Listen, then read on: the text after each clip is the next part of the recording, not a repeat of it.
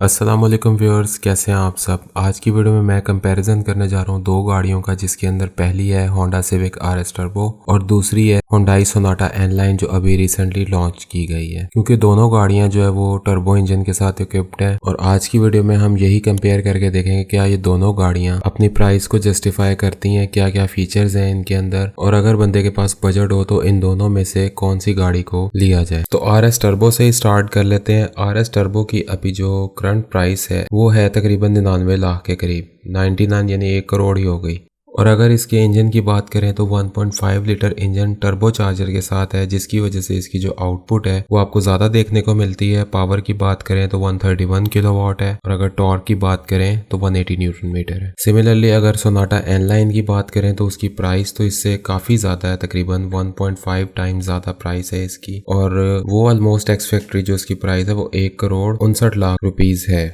But आपको major difference इसमें जो देखने को मिलेगा वो इसके इंजन में मिलेगा। इसका जो इंजन है वो 2.5 लीटर टर्बो चार्जर के साथ देखने को मिलता है और इसी तरह से जो इसके आउटपुट है वो उसके अंदर भी सिग्निफिकेंट आपको डिफरेंस देखने को मिलेगा। इसकी जो इंजन पावर है वो 213 किलोवाट है और इसका जो टॉर्क है वो 22 न्यूटन मीटर है। तो ये एक मेजर डिफरेंस है अगर इसको कंपेयर करें सिविक के साथ। पहले अगर होंडा सिविक के एक्सटीरियर की बात करें तो इसका भी डिजाइन काफी अच्छा है और अपने दौर में जब ये गाड़ी लॉन्च हुई थी तो काफी ज्यादा इसकी वाइब थी और मार्केट थी, प्राइस भी काफी कम थी। खैर ओवरऑल इसका डिजाइन एक्सटीरियर वो काफी ज्यादा स्पोर्टी देखने को मिलता है और इसके अलावा फ्रंट साइड पे देखें तो एलईडी हेडलैम्प्स देखने को मिलते हैं, फिर पार्किंग सेंसर्स इसमें प्रोवाइड किए गए हैं। और अगर हेडलाइट में बात कर लें तो इसके अंदर ऑटो हेडलाइट और ऑटो हाई बीम का फीचर भी देखने को मिलता है, बट ऑटो लेवलिंग इसके अंदर प्रोवाइड नहीं की गई। और इसी तरह से इसके अंदर जो रिम साइज देखने को मिलता है वो 17 इंच का रिम साइज प्रोवाइड किया गया है। फिर ये कि गाड़ी के जो फ्रंट और रियर साइड पर कैमरे इंस्टॉल्ड है वो भी इसके अंदर 2 डायमेंशन कैमरे यूज किए गए हैं, 360 कैम इसके अंदर देखने को नहीं मिलता। फर्दर ये कि गाड़ी की अगर ट्रंक ओपनिंग की बात करें तो स्मार्ट ट्रंक ओपनिंग का फीचर इसके अंदर देखने को मिलता है। फिर इसी तरह से जो बूट स्पेस है वो 409 लीटर की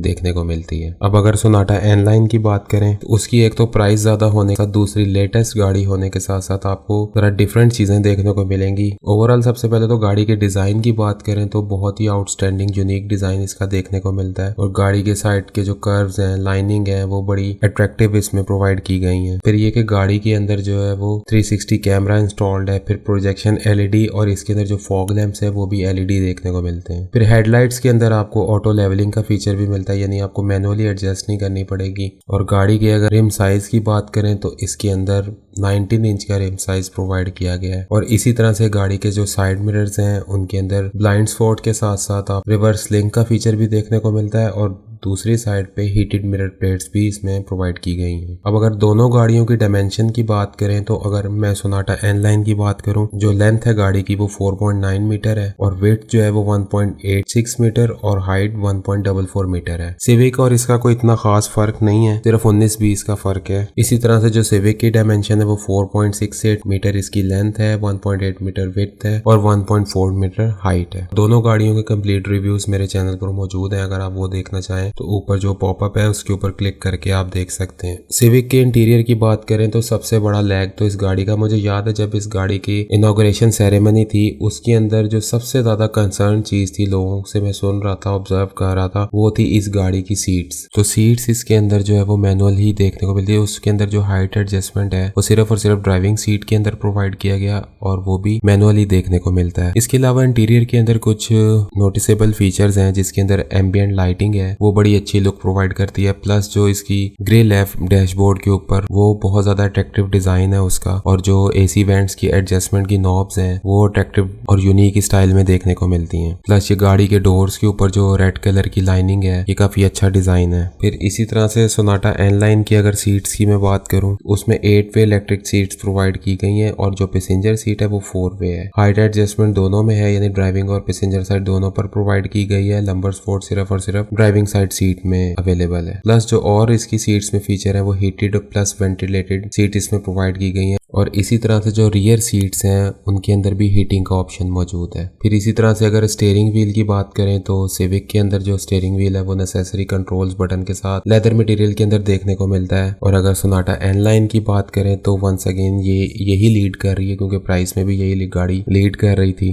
तो जो स्टीयरिंग व्हील के ऊपर मटेरियल देखने को मिलता है लेदर प्रोवाइड किया गया है हीटिंग के साथ, और हैप्टिक फीडबैक भी इसके अंदर मौजूद है, यानी वाइब्रेट भी करता है इसका स्टीयरिंग। तो ये टेंशन तो खत्म हो गई कि वाइब्रेशन इसमें मौजूद है। जैसे कि सिविक में है, इस गाड़ी के अंदर भी एम्बियंस लाइटिंग प्रोवाइड की गई है। और स्पीडोमीटर में आपको फर्क देखने को मिलता है। सिविक के अंदर जो है वो आरपीएम मीटर उसका डिजिटल है और वो एक एलईडी उसमें प्रोवाइड की गई है 7 इंच की, मेरे ख्याल से 7 इंच ही साइज है। और जो स्पीडोमीटर वाला सेक्शन है वो एनालॉग मीटर ही उसमें प्रोवाइड किया गया, बहरहाल वो अट्रैक्टिव और अच्छा डिजाइन है उसका भी। और अगर सोनाटा एन लाइन की बात करें तो होंडाई की जैसे पहली गाड़ियों के अंदर भी कंप्लीटली डिजिटल डिस्प्ले था, और इसके अंदर भी 12.3 इंच का एलईडी डिस्प्ले देखने को मिलता है। फिर एडिशनल इसके अंदर फीचर ये है कि 10 इंच का हेड अप डिस्प्ले भी देखने को मिलेगा। गाड़ी के अंदर जो कैमरा यूज किया गया वो 360 कैम है, जबकि मैंने सिविक का भी प्रीवियस आपको बताया कि उसके अंदर 2D कैम यूज किया गया है, यानी सिंपल जो एक कैमरा होता है रिवर्स का और फ्रंट साइड का। अब अगर दोनों गाड़ियों के ट्रांसमिशन सिस्टम की बात करें तो सिविक के अंदर जो सीवीटी ट्रांसमिशन यूज हो रही है, सोनाटा एन लाइन है उसके अंदर डीसीटी ट्रांसमिशन यूज हो रही है। अब मैंने भी गूगल ही किया था एक दौर में, तो सीवीटी जो है वो स्मूथ ड्राइविंग के लिए होती है, और जो डीसीटी है dual clutch transmission initial torque को इंक्रीज करने के लिए होता है, यानी एक्सेलरेशन इंक्रीज करने के लिए ये ट्रांसमिशन यूज की। ये अब हर ट्रांसमिशन के अपने अपने कुछ प्लस माइनस हैं। इसी तरह से जो ड्राइविंग मोड है वो दोनों गाड़ियों के अंदर सेम है, इको, नॉर्मल, स्पोर्ट, ये ड्राइविंग मोड इसके अंदर प्रोवाइड किए गए हैं। मजीद के सिविक के अंदर नॉर्मल सनरूफ देखने को मिलता है। सोनाटा एन लाइन के अंदर पैनोरामिक सनरूफ प्रोवाइड किया गया है, और इसका जो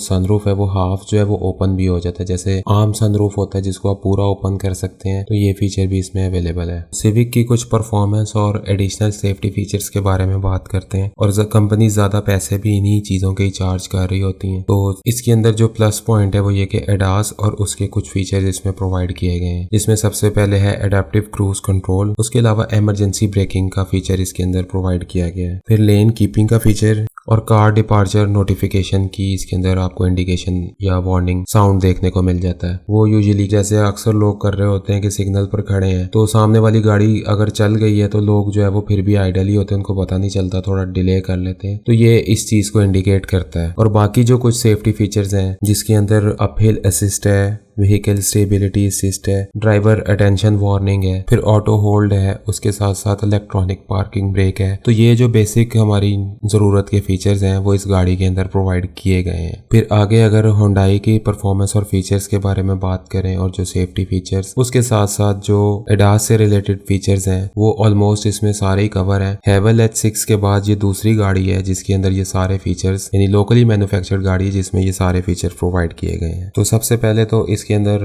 एडॉप्टिव क्रूज कंट्रोल या स्मार्ट क्रूज कंट्रोल देखने को मिलता है। फिर ब्लाइंड स्पॉट कोलिजन असिस्ट का फीचर इसके अंदर प्रोवाइड किया गया है। ड्राइवर अटेंशन जैसे सिविक में इसके अंदर भी प्रोवाइड की गई है। फ्रंट कोलिजन असिस्ट भी है और इमरजेंसी ब्रेकिंग भी है। लेन कीपिंग जैसे सिविक में था इसमें भी मौजूद है, और लेन फॉलोइंग का फीचर भी प्रोवाइड किया गया है। फिर पार्किंग असिस्ट का फीचर भी देखने को मिलता है, और उसके साथ साथ रियर ट्रैफिक यानी पीछे से जो गाड़ी आ रही ट्रैफिक उसकी असिस्टेंस भी इसमें प्रोवाइड की गई है। फिर जो दूसरे फीचर हैं इररेलेवेंट टू एडास, उसके अंदर वही vehicle stability control, uphill assist, traction control है, ईबीडी, ब्रेक असिस्ट, और उसके साथ साथ सिविक की तरह ऑटो होल्ड और इलेक्ट्रॉनिक हैंड ब्रेक या पार्किंग ब्रेक भी देखने को मिलती है। अल्टीमेटली दोनों गाड़ियों का कंक्लूजन ये कि अगर हम प्राइस की बात करें तो सिविक भी अपने जो फीचर्स हैं उसके हिसाब से कोई सस्ती गाड़ी कंसीडर नहीं होती, और एन लाइन जो है वो तो खैर और ही महंगी ना औकातों वार है। तो बहरहाल लेकिन उसकी प्राइस के साथ साथ उस गाड़ी की ओवरऑल लुक, डिजाइन, उसके इंटीरियर का डिजाइन और फीचर्स वो भी फिर कंपैरेटिवली टू सिविक काफी ज्यादा एनहांस है उसमें। और फिर दूसरा जैसे होंडाई सोनाटा 2.5 जो सिंपल वेरिएंट था इसका, उसने काफी ज्यादा ग्रैब किया था मार्केट को। तो इसी तरह से अब उम्मीद है कि एन लाइन भी मार्केट के अंदर काफी ज्यादा अपना असर और रसूख दिखाएगी। तो लेकिन उसमें जो कंसर्न है वो एक प्राइस का ही है, बाकी गाड़ी तो वो लेवल है। अगर आप में से कोई नॉर्मल ड्राइव के लिए और कोई बहुत ज़्यादा शौकीन नहीं है रेसिंग का या बहुत ज़्यादा पावर कॉन्शियस नहीं है तो फिर उसके लिए तो सिविक भी बेहतर है। बट अगर किसी को स्वैग चाहिए और एग्रेशन चाहिए तो फिर उसको सोनाटा एन लाइन पे जाना चाहिए। तो ये कुछ मेन चीज़ें थी, दोनों गाड़ियों के की डिफरेंसेस थे जो मैंने आपके साथ शेयर किए। और अगर आप फुल रिव्यू देखना चाहते हैं तो वो मेरे चैनल पर मौजूद है, आप देख सकते हैं। तो इंशाल्लाह मिलेंगे किसी और वीडियो में। मुझे दे इजाज़त, अल्लाह हाफिज़।